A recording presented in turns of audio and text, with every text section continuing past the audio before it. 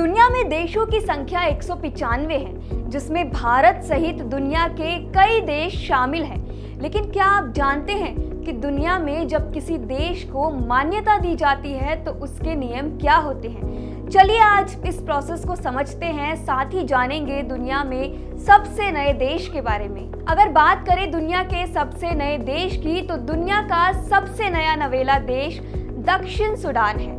इसकी स्वतंत्रता की घोषणा 9 जुलाई 2011 को की गई थी। इस देश को सबसे पहले सूडान ने अपने पड़ोसी देश के रूप में मान्यता दी थी। बता दें कि ये देश सबसे गरीब देशों में शामिल है, जहां की 1.50 करोड़ से ज्यादा आबादी को 2 वक्त का खाना भी अच्छे से नसीब नहीं होता। ऐसे में सवाल ये उठता है कि किसी देश को किस आधार पर एक नया देश बनाने की मान्यता दी जाती है।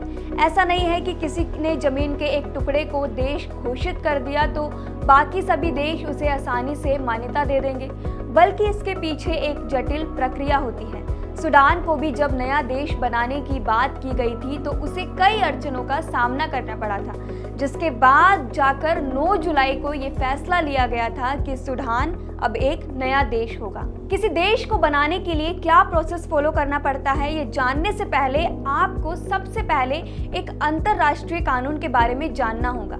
दरअसल साल 1935 में 26 दिसंबर को उरुम्बे की राजधानी मोंटेवीडियो में एक सम्मेलन आयोजित किया गया था। इस सम्मेलन के दौरान मुख्य रूप से 4 शर्तों का जिक्र किया गया था, जिसमें कहा गया था कि जब तक इन 4 शर्तों का पालन नहीं किया जाएगा तब तक किसी भी स्थान को नया देश घोषित नहीं किया जा सकता।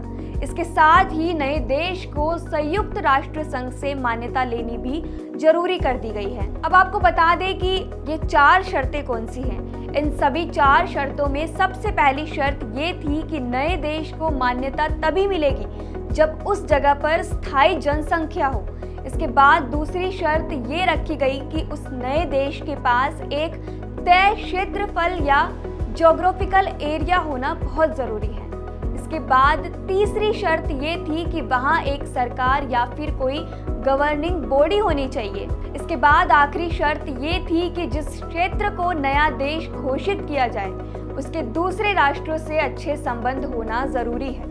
इन 4 शर्तों को पूरा करने के बाद उस नए देश को संयुक्त राष्ट्र संघ से मान्यता दी जाती है। ये पूरी प्रक्रिया जब संपन्न हो जाती है तभी किसी नए देश को सभी राष्ट्रों की मंजूरी मिलती है।